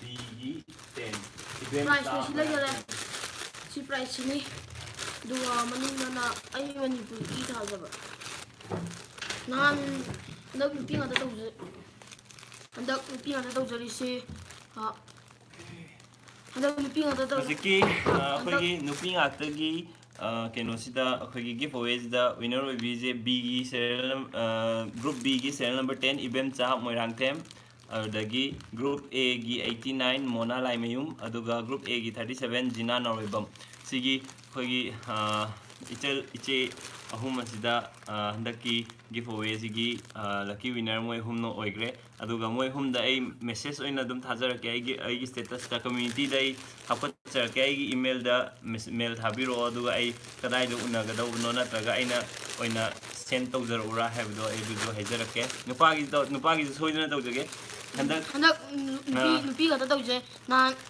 nan giveaway da nupa ngata khan mari da nupa ngata khanbagi emoji sawa chijiduna nupi gi jo ama tawjena nupi gi tawjane ji haura 이거 다한 거 너무 이번 오늘 나 이제 도 사제 이제 무지가도 좀 적절하게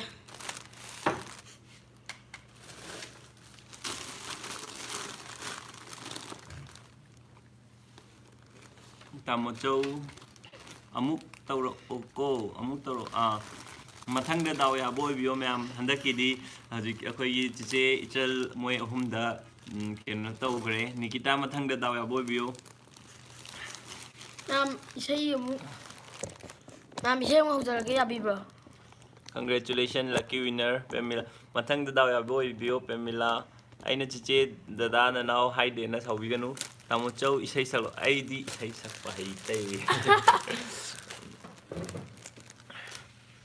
aisu yaure ibem chamar pa ibem chan dong sai du ibem cha mai sei sokwa big 10 lucky winner ne ai mail thabiro ai email hapsabane da mail thabiro na tra facebook ta message thabiro adu ai kadai da kamaina logadabno da haijage du sigi emoji jibu sabiriba ai friend duna mana sigi emoji je gift tawbigadabane maga unaraga gift tawbigadabane aduna mail da thabiro adu ai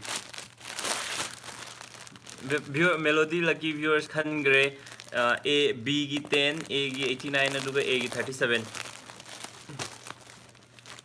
ani hor o bro ani hor o 저 루아스 아이디 blue eyes blue eyes yo ge na hor ai matik yaw ke tam choi sei sakta dia ro ai aduma hoja게 야비브로 tamcho yaw tamcho yaw di tang da yaw jar ke au omuk hoja게 haro share ro 1 2 3 4 Blue eyes hypnotize steady कर दी है मैनू अपस्वर्ड छोटी dress में bomb लगती मैनू glossy lip coffee trick baby लगती है killer ओ ये करे बॉम करे फिकर कतल करे तेरा bomb figure Blue eyes hypnotize steady कर दी है मैनू अपस्वर्ड छोटी ड्रेस में बॉम लगती मैनू बॉम लगती मैनू की मैनू मेरी आंखों में दिखाता मैं बात करता हूँ मैं मलंदन नहीं खुद से साथ पढ़ता हूँ वाइट गिनी लाई हूँ तुझको चढ़ने देख लूँगा सिर की टिक टर्न लेके चलूँ रात में फिर चल कुके सीधी बात करूँ ना तो मोर tonight I gonna hold the time आज घर पे फोन करते छोड़ गए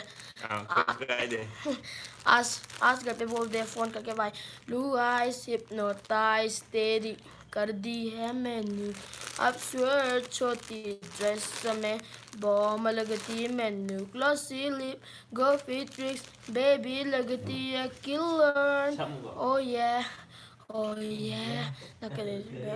Baum figure blue eyes hypnotize तेरी कर दी है मैनू अब स्वर्ड छोटी ड्रेस में बॉम लगती मैनू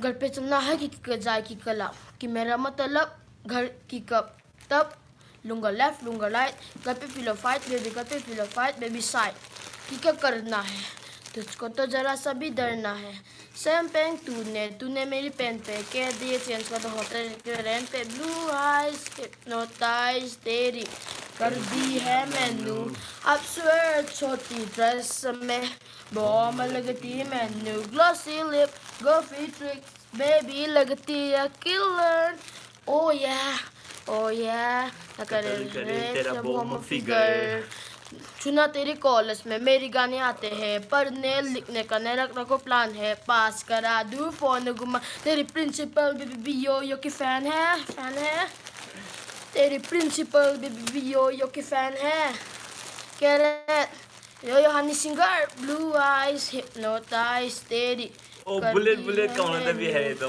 अब स्वेर छोटी ड्रेस में बॉम लगती है मैनू glossy lip goofy tricks baby लगती है किलर ओ या कत्ल करे तेरा bomb figure blue eyes hypnotize तेरी कर दी है मैनू अब स्वेर छोटी ड्रेस में बॉम लगती मैनू बेचारे अरे बुलेट चलो आई जल्दी जे यो अबनाव सिंह अबनाव नीलबिल खतंग बुलेट वीडियो चप्पे बुलेट जे जोशिलाना बुलेट चलो नंग हान तमगदि बुलेट मैम आई मते खत खंजे अदु आई सोजा जु साउबिगरो मैम आई बुलेट काउनो है जो रूबी लई काउजी काउजर अदु आई पुष्पा एस से पुष्पा ना बुलेट हारोय जे सकपदि क्या खंजर जु क्या फजना हाइते साउरोय है तो जे सेन तम जो मते यहन सरके या बिब्रो अदो जे हुम ngasai प्राइस विनर जे हुम मेल थाबिरक काउबिगनु अदो जे अबनाव बुलेट आई सा सोमने तोंगागे बुलेट तोंगागे नुपी कोई जो नु कैबा नुपी कोई जो अउबा पांगे पांजो नुपी कोई जो अउबा पांगे कांजो नुपी कोई जो अउबा पांगे पांजो ओए ngawninga ngawjo laninga langjo ngawninga ngawjo laninga langjo ngawninga ngawjo laninga langjo bullet nong mai bullet ni aina mahaki si music kidi kamai tau beba bullet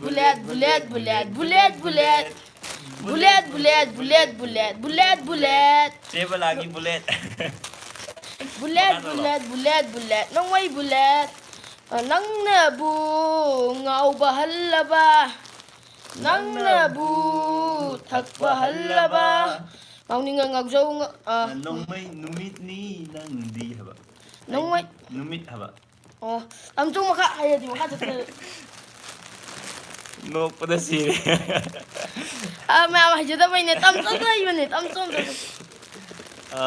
ꯁꯣꯇꯥ ꯚꯤꯝ ꯑꯣ ꯆꯤꯆꯦ ꯑꯃꯅ ꯈꯪꯕ꯭ꯔꯥ ꯅꯪꯁꯦ ꯃꯅꯤꯄꯨꯔꯒꯤ ꯁꯣꯇꯥ ꯚꯤꯝ ꯃꯥꯜꯂꯦ ꯅꯪ ꯁꯥꯎꯒꯗ꯭ꯔꯥ ꯑꯗꯨ ꯍꯥꯏꯕꯗꯣ ꯇꯤꯆꯦ ꯁꯥꯎꯗꯦ ꯇꯤꯆꯦꯅ ꯀꯧꯖꯕꯁꯨ ꯍꯔꯥꯎꯖꯩ ꯇꯤꯆꯦꯅ ꯑꯗꯨꯒ ꯆꯤꯆꯦ ꯑꯃꯅꯁꯨ ꯈꯪꯕ꯭ꯔꯥ ꯅꯪꯁꯦ ꯀꯩꯕ ꯚꯤꯝꯁꯦꯟ ꯀꯧꯒꯦ ꯍꯥꯏꯕ ꯆꯤꯆꯦ ꯅꯤꯜꯕꯦꯔꯗ ꯑꯕꯅꯥꯎꯗ ꯚꯤꯝꯁꯦꯟ ꯀꯧꯒꯦ ꯍꯥꯏꯕ ꯆꯤꯆꯦꯗꯣ ꯍꯧꯖꯤꯛ ꯍꯪꯍꯧꯔꯁꯦ ꯚꯤꯝꯁꯦꯟ ꯀꯧꯕꯗ ꯅꯪ ꯁꯥꯎꯒꯗ꯭ꯔꯕ ꯚꯤꯝꯁꯦꯟ ꯍꯥꯏꯗꯤ ꯈꯪꯕ꯭ꯔꯥ ꯚꯤꯝ ꯌꯥꯝ ꯆꯥꯕ ꯚꯤꯝꯗꯣ ꯑꯩꯈꯣꯏꯒꯤ ꯃꯍꯥꯚꯥꯔꯠꯇ ꯔꯥꯃꯥꯌꯟꯗ ꯑꯩ ꯈꯪꯗ꯭ꯔꯦ ꯁꯤꯁꯨ ꯃꯌꯥꯝ ꯑꯩ ꯈꯪꯗꯕꯅꯤ ꯇꯤꯆꯦ ꯑꯗꯨꯝ ꯇꯤꯆꯦꯅ ꯃꯤꯡ ꯊꯣꯟꯕꯤꯕꯗꯣ ꯀꯩꯁꯨ ꯀꯥꯏꯖꯗꯦ ꯌꯥꯝ ꯐꯖꯩ ꯌꯥꯝ ꯆꯨꯝꯕ ꯑꯕꯅꯥꯎ ꯅꯪ ꯅꯩꯔꯦ ꯌꯥꯝ ꯅꯨꯡꯁꯤꯌꯦ ꯕꯣꯝ ꯃꯥꯟꯗ꯭ꯔꯣ ꯑꯩꯅ ꯅꯍꯥꯟ ꯀꯩ ꯏꯪꯂꯤꯁ ꯏꯁꯩ ꯁꯛꯆꯒꯦ ꯍꯥꯏꯕꯗꯣ ꯑꯣ ꯏꯪꯂꯤꯁ ꯏꯁꯩ ꯑꯕꯅꯥꯎꯅ ꯅꯍꯥꯟ ꯏꯪꯂꯤꯁ ꯏꯁꯩ ꯑꯃ ꯁꯛꯀꯦꯅ ꯍꯥꯏꯕꯗꯣ ꯑꯗꯨꯗꯣ ꯆꯦ ꯄ꯭ꯔꯦꯃꯤꯇꯥ ꯗꯦꯕꯤ ꯆꯦ ꯄ꯭ꯔꯦꯃꯤꯇꯥ ꯗꯦꯕꯤ ꯑꯕꯅꯥꯎ ꯏꯪꯂꯤꯁ ꯏꯁꯩ ꯑꯃꯒ ꯁꯛꯀꯦ ꯑꯗꯨꯒ ꯁꯤꯁꯤꯅ ꯏꯪꯂꯤꯁ ꯏꯁꯩ ꯁꯛꯑꯒ ꯂꯥꯏꯚ ꯂꯣꯏꯁꯤꯜꯂꯁꯦ ꯑꯩ ꯏꯪꯂꯤꯁ ꯏꯁꯩ ꯁꯛꯀꯦ ꯀꯩ ꯁꯛꯁꯤꯔ ꯈꯪꯗꯦ ꯀꯩ ꯁꯛꯁꯤꯒꯦ ꯈꯪꯗꯦ ꯑꯝꯇ ꯀꯩ ꯈꯪꯒꯦ ꯑꯩꯗꯤ ꯍꯩꯇꯦ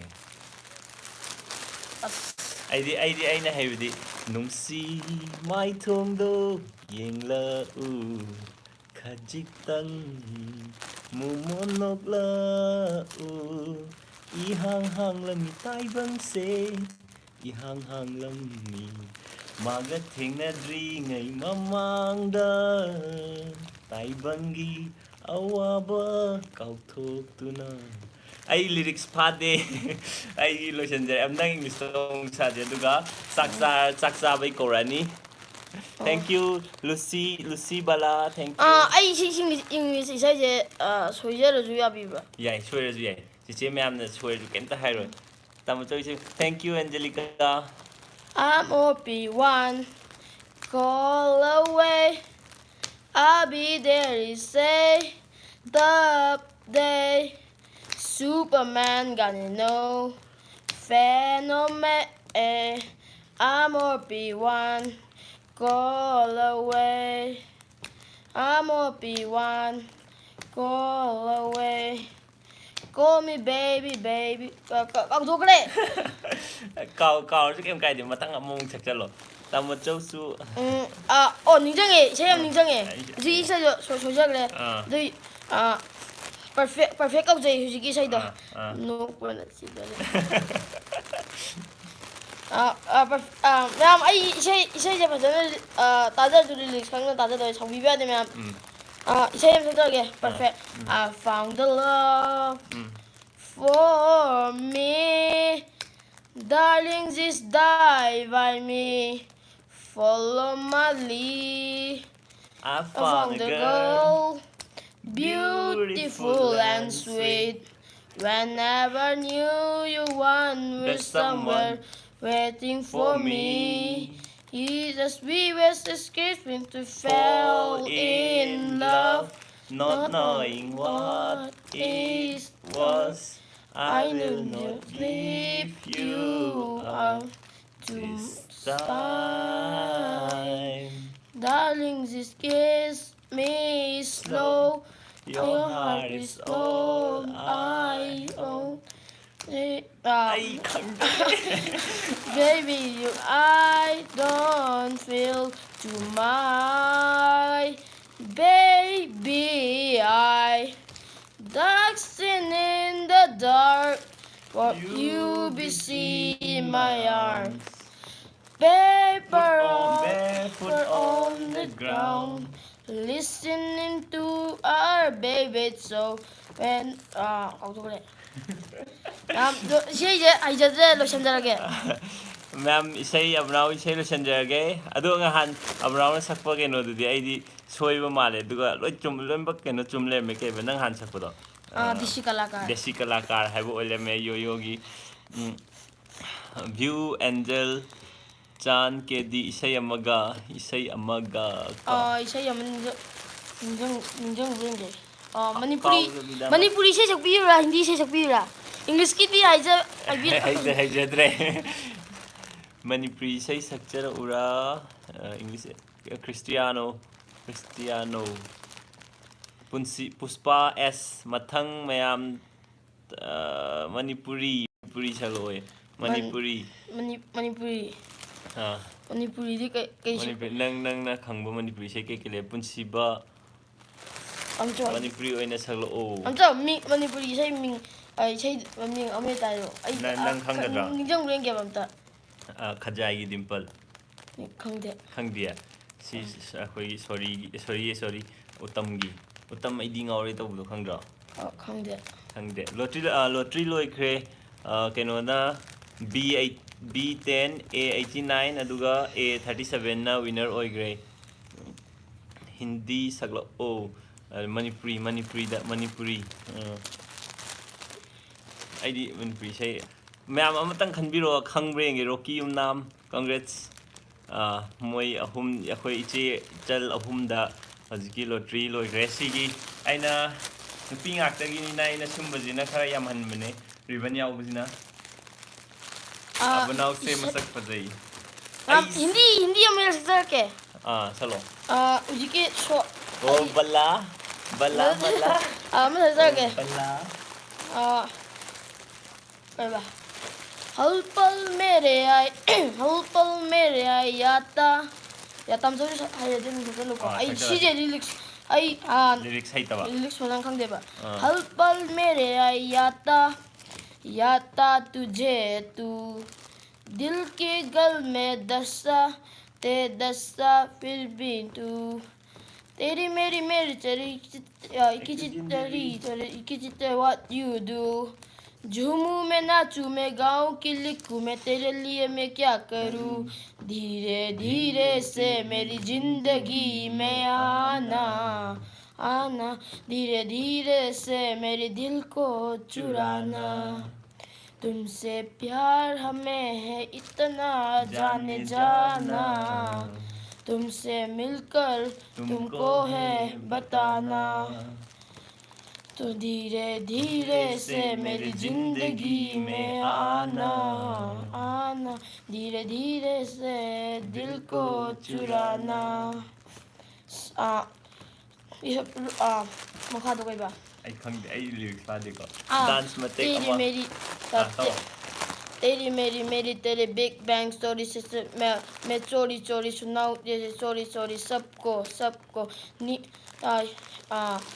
या मैं यहाँ पे मजबूर मेरा हुआ बुरा हाल और कभी रोक के मुझे तो बताओ ना और वापस कभी आऊँ ना सोता हूँ कभी रोता हूँ तेरे बिना हो सनम पाकर सब कुछ खोता हूँ तेरे बिना हो सनम तेरी मेरी चितरी what you do झूमू मैं नाचू मैं गाऊं कि लिखूं तेरे लिए मैं क्या करूं धीरे धीरे से मेरी जिंदगी में आना धीरे धीरे से दिल को चुराना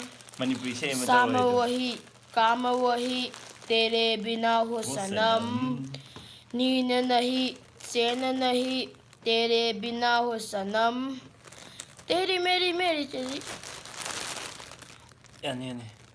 कि चितरी what you do झूमू मैं नाचू मैं गाऊं कि लिखूं मैं तेरे लिए मैं क्या करूं धीरे धीरे से मेरी जिंदगी में आना धीरे धीरे से दिल को चुराना तुमसे प्यार हमें है इतना जाने जाना तुमसे मिलकर तुमको है बताना तुमसे मिलकर तुमको है बताना तुमसे मिलकर तुमको है बताना मणिपुर की निजंगी हांदी मणिपुर याम तारमने हुजी काउथो हां दी मणिपुर से याम खंगमने जी खा काउथो के ꯍꯧꯖꯤꯛ ꯂꯥꯏꯚꯁꯤ ꯇꯧꯔꯤꯅ ꯅꯤꯡꯁꯤꯡꯕꯗ ꯀꯞꯅꯤꯡꯉꯦ ꯆꯤꯡꯂꯦꯝꯕꯤ ꯊꯣꯛꯆꯣꯝ ꯀꯞꯅꯤꯡꯉꯦ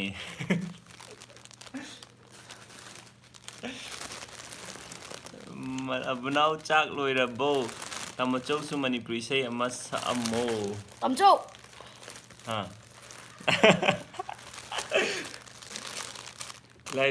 ꯂꯥꯏꯔꯤꯛ ꯄꯨꯊꯣꯛ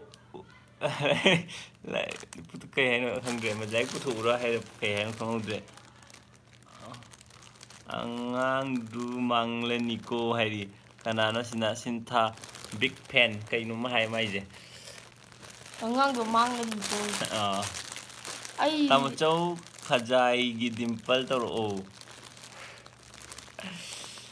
ꯅꯪ ꯈꯖꯥꯏ ꯑꯕꯨꯅꯥꯎ ꯅꯪ ꯈꯪꯗ꯭ꯔꯣ ꯈꯖꯥꯏꯒꯤ ꯗꯤꯝꯄꯜꯗꯣ ꯈꯪꯗꯦ ꯑꯕꯨꯅꯥꯎ ꯖꯒꯣꯏ ꯁꯥꯔꯛꯑꯣꯌꯦ ꯂꯥꯏꯔꯤꯛ ꯄꯥꯔꯣ ꯑꯕꯨꯅꯥꯎ ꯚ꯭ꯌꯨ ꯑꯦꯟꯖꯦꯜꯅ ꯂꯥꯏꯔꯤꯛ ꯄꯥꯔꯣ ꯍꯣꯏ ꯑꯕꯨꯅꯥꯎ ꯁ꯭ꯀꯨल ꯀꯥꯕ ꯊꯔꯁꯗꯦꯗꯒꯤ ꯀꯥꯕ ꯍꯧꯔꯅꯤ ꯑꯗꯨꯗꯒꯤ ꯑꯣꯖꯥꯅ ꯇꯥꯛꯂꯛꯄ ꯃꯌꯥꯝꯗꯣ ꯑꯕꯨꯅꯥꯎ ꯑꯗꯨꯗꯒꯤ ꯂꯥꯏꯔꯤꯛ ꯄꯥꯕ ꯍꯧꯈ꯭ꯔꯅꯤ ꯃꯌꯥꯝ ꯑꯗꯨꯗꯩꯗꯤ ꯑꯕꯨꯅꯥꯎ ꯕ꯭ꯂꯣꯛ ꯅꯝꯕ ꯌꯥꯔꯔꯣꯏ ꯕ꯭ꯂꯣꯛꯇꯁꯨ ꯌꯥꯝ ꯇꯣꯏꯅ ꯌꯥꯎꯔꯔꯣꯏ ꯃꯌꯥꯝ ꯑꯕꯨꯅꯥꯎꯒꯤꯗꯃꯛꯇ ꯈꯟꯕꯤꯔꯒ ꯑꯕꯨꯅꯥꯎ ꯂꯥꯏꯔꯤꯛꯇ ꯁꯣꯏꯔꯅꯤ ꯈꯟꯕꯤꯕꯒꯤꯗꯃꯛꯇ ꯊꯥꯒꯠꯆꯔꯤ ꯑꯗꯨꯒ ꯗꯗꯥꯁꯨ ꯏꯁꯩ ꯑꯝꯇ ꯁꯛꯂꯛꯑꯣ ꯏꯕꯦꯝꯆꯥ ꯃꯣꯏꯔꯥꯡ ꯊꯦꯡ ꯑꯩꯁꯦ ꯉꯁꯥꯏ ꯏꯕꯦꯝꯆꯥ ꯃꯣꯏꯔꯥꯡ ꯊꯦꯡꯁꯦ ꯐꯥꯈꯤꯅꯤ ꯚꯦꯀꯦꯁꯟꯗ ꯑꯗꯨꯝ ꯈꯔ ꯕ꯭ꯂꯣꯛꯁꯦ ꯌꯥꯎꯖꯕꯅꯦ ꯑꯗꯩ ꯚꯦꯀꯦꯁꯟ ꯑꯩꯁꯦ ꯊꯔꯁꯗꯦꯗꯩ ꯁ꯭ꯀꯨꯜ ꯀꯥꯖꯒꯅꯤ ꯑꯗꯨꯗꯒꯤ ꯊꯔꯁꯗꯦꯗꯒꯤ ꯌꯥꯝ ꯇꯣꯏꯅ ꯅꯝꯕ ꯌꯥꯔꯔꯣꯏ ꯌꯥꯖꯔꯔꯣꯏ ꯑꯗꯨꯅ ꯑꯩ ꯁꯤ ꯚꯦꯀꯦꯁꯟꯗ ꯇꯥꯃꯣꯆꯧ ꯏꯁꯩ ꯁꯛꯎꯔꯦ ꯅꯪ ꯑꯃ ꯍꯟꯆꯣ ꯑꯩ ꯇꯥꯃꯣꯆꯧ ꯏꯁꯩ ꯑꯝꯇ ꯅꯤꯡꯁꯤꯡꯉꯛꯈꯤꯒꯦꯕ ꯇꯥꯃꯣꯆꯧ ꯑꯩ ꯏꯁꯩ ꯅꯤꯡꯁꯤꯡꯈꯤꯒꯦ ꯈꯖꯥꯏꯒꯤ ꯗꯤꯝꯄꯜ ꯁꯛꯎꯔꯦ ꯈꯖꯥꯏꯒꯤ ꯗꯤꯝꯄꯜꯁꯦ ꯑꯩ ꯁꯛꯑꯝꯃꯣ ꯑꯩ ꯁꯥꯔ ꯁꯨꯕꯥꯁ ꯃꯆꯥꯔꯣ ꯑꯕꯨꯅꯥꯎꯁꯦ ꯌꯥꯝ ꯅꯠꯇꯦ ꯁꯥꯔ ꯁꯨꯕꯥꯁꯀꯤ ꯅꯠꯇꯦ ꯁꯥꯔ ꯁꯨꯕꯥꯁꯀꯤꯅ ꯇꯨꯜꯖꯤꯠ ꯑꯗꯨꯒ ꯁꯤꯅ ꯁꯥꯔ ꯁꯅꯥꯇꯣꯝꯕꯒꯤ ꯅꯤꯜꯕꯤꯔꯅ ꯁꯥꯔ ꯁꯅꯥꯇꯣꯝꯕꯒꯤ ꯑꯕꯨꯅꯥꯎ ꯀꯩꯅꯣ ꯃꯤꯑꯣꯏ ꯑꯥꯗ ꯄꯪꯅꯨꯡ ꯅꯨꯡꯁꯜꯂꯛꯏꯁꯦ ꯑꯩ ꯅꯪ ꯑꯃ ꯁꯛꯑꯣꯃꯦ ꯑꯕꯨꯅꯥꯎ ꯑꯩ ꯑꯗꯨ ꯈꯜꯂꯛꯈꯤꯒꯦ ꯇꯥꯃꯣꯆꯧ ꯈꯖꯥꯏ ꯗꯤꯝꯄꯜ ꯁꯛꯂꯛꯑꯣ ꯈꯖꯥꯏꯒꯤ ꯗꯤꯝꯄꯜ ꯑꯩ ꯃꯇꯦꯛ ꯑꯃꯇꯪ ꯉꯥꯡꯖꯔꯝꯒꯦ ꯑꯩ ꯍꯩꯔꯒ ꯇꯧꯕ ꯅꯠꯇꯦ ꯑꯗꯨꯅ ꯈꯖꯥꯏꯒꯤ ꯗꯤꯝꯄꯜꯗꯨꯒ ꯆꯤꯝꯕꯥꯜꯒꯤ ꯁꯝꯕ꯭ꯔꯨꯗꯨꯒ ꯃꯔꯧ ꯂꯩꯅ ꯅꯣꯛꯂꯛꯄ ꯎꯇꯝ ꯑꯩꯗꯤ ꯉꯥꯎꯔꯦ ꯔꯥꯁꯤ ꯂꯩꯕꯤ ꯀꯨꯆꯨꯗ ꯉꯥꯡꯂꯞ ꯇꯧꯕ ꯁꯝꯂꯥꯡꯗꯣ ꯍꯥꯏꯒꯠꯅ ꯆꯥꯛꯅ ꯌꯦꯡꯂꯛꯄ ꯎꯇꯝ ꯑꯩꯗꯤ ꯉꯥꯎꯔꯦ ꯃꯊꯛꯇ ꯃꯤ ꯀꯞꯄ ꯌꯥꯎꯔꯦ ꯑꯗꯣ ꯀꯩꯅꯣ ꯇꯧꯔꯁꯦ ꯃꯌꯥꯝ ꯂꯥꯏꯐꯇ ꯁꯨꯃꯥꯏꯅ ꯃꯌꯥꯝꯒ ꯋꯥꯔꯤ ꯁꯥꯟꯅꯕꯁꯤꯁꯨ ꯌꯥꯝ ꯅꯨꯡꯉꯥꯏꯖꯩ ꯃꯌꯥꯝꯅ ꯀꯃꯦꯟ ꯊꯥꯕꯤꯔꯛꯄꯁꯤꯁꯨ ꯄꯥꯕ ꯌꯥꯝ ꯅꯨꯡꯉꯥꯏꯖꯩ ꯁꯞꯄꯣꯔꯠ ꯇꯧꯕꯤꯔꯛꯄꯁꯤꯡꯁꯨ ꯅꯨꯡꯉꯥꯏꯖꯩ ꯃꯊꯛꯇ ꯑꯕꯨꯅꯥꯎ ꯅꯪ ꯁꯥꯎꯅꯤꯡꯉꯦ ꯍꯥꯏꯔꯛꯑꯦ ꯆꯤꯆꯦ ꯑꯃꯅ ꯆꯦ ꯄꯨꯁꯄꯥꯅ ꯃꯥꯜꯂꯦ ꯀꯞꯄ ꯃꯤ ꯌꯥꯎꯔꯦ ꯔꯣꯃꯦꯟ ꯀꯞꯄꯦ ꯀꯕꯨꯏ ꯁꯣꯡ ꯑꯩ ꯍꯩꯇꯦ full support thank you full support ꯇꯥꯃꯣꯆꯧꯁꯨ ꯇꯥꯕ ꯑꯕꯨꯅꯥꯎꯁꯨ ꯋꯥꯠꯇꯦ ꯇꯥꯃꯣꯆꯧ ꯇꯥꯗꯦ ꯍꯥꯏꯕ ꯑꯦꯁ ꯇꯥꯃꯣꯆꯧꯁꯨ ꯇꯥꯗꯦ ꯍꯥꯏꯔꯛꯑꯦ ꯊꯦꯡꯛ ꯌꯨ ꯇꯥꯗꯦ ꯍꯥꯏꯗꯤ ꯋꯤ ꯑꯥꯔ ꯏꯀ꯭ꯋꯦꯜ ꯍꯥꯏꯕ ꯆꯥꯛ ꯆꯥꯕꯒꯤ ꯕ꯭ꯂꯣꯛ ꯁꯨꯖꯀꯤ ꯁꯧꯒꯥꯏꯖꯝ ꯑꯩ ꯃꯤꯡ ꯄꯥꯕꯗ ꯇꯞꯅ ꯄꯥꯕ ꯏꯁꯩ ꯁꯛꯄ ꯑꯣꯏꯔꯝꯕꯗꯒꯤ ꯀꯞꯄꯅꯦ ꯃꯌꯥꯝ ꯉꯁꯤꯒꯤ ꯂꯥꯏꯐ ꯂꯣꯏꯁꯤꯟꯖꯔꯒꯦ ꯃꯊꯪ ꯑꯕꯨꯅꯥꯎꯅ ꯋꯥꯎ ꯌꯥꯝ ꯐꯖꯕ ꯄꯇꯦꯜ ꯑꯕꯨꯅꯥꯎꯒꯤ ꯁꯣꯡ waiting Then that's one of my favorite songs. Thank you.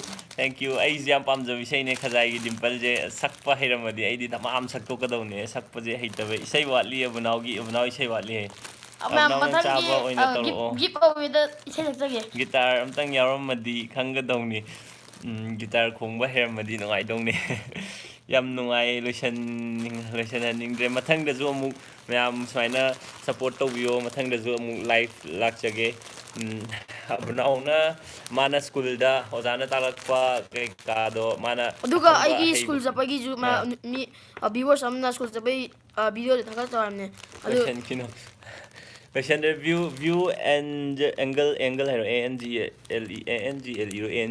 ꯃꯥꯏꯗꯣ ꯑꯩ ꯌꯦꯡꯍꯧꯗ꯭ꯔꯦ ꯑꯆꯣꯝ Rozita lôi khinu ai yeng da ngai ri cái nang gi tai se ta mo chou isai sakho ai nei isai sakpada mathak ta kappa yaw re live च लोशनजरगे ho bunau kore omita thangjam bye hi bye bye चीचे zing abunau kore zing na ngai kho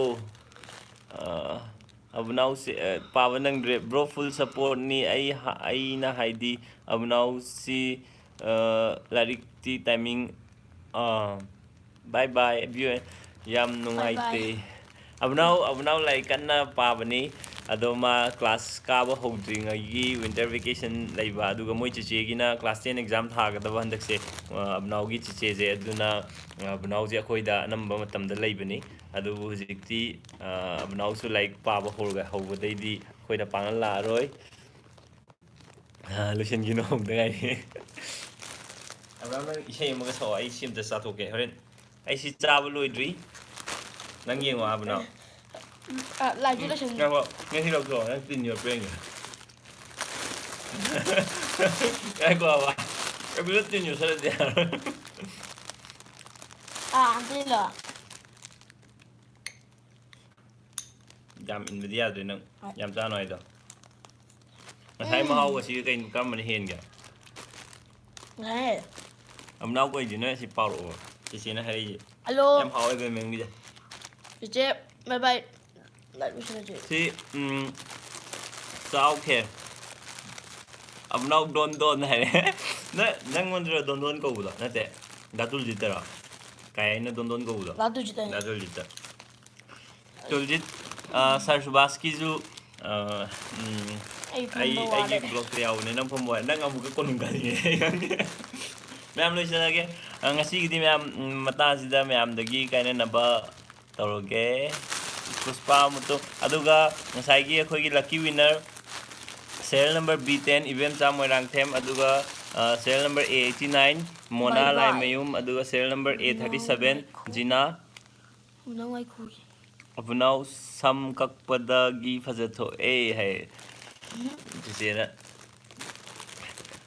thank you ma'am abunau gi bani chinga gi video ina thagala ge ma'am adu ina yengbio aruga mathang amuka su live lakchage matang chaba mada abunau yauraga aruga abunau gi tai madi ngasi kumdaro yadre chak yam haw enjang yam haw ma thongi male adu di bye bye ma'am akhoi gi channel bu subscribe to wi damakta ma'am bu thank you Rosni Rosni ko jam dagi Vidya Rani Omita ai yaw dwima laki je kai hai na khangre awe nang je khi keno sida yaw le je nang pamur ko mala 아저 ai ta jara ga bye bye Bye bye bye. bye 바이바이 aduga akhoi chije bem na tawba sigi keno je yam hawe abnang yam chaman gre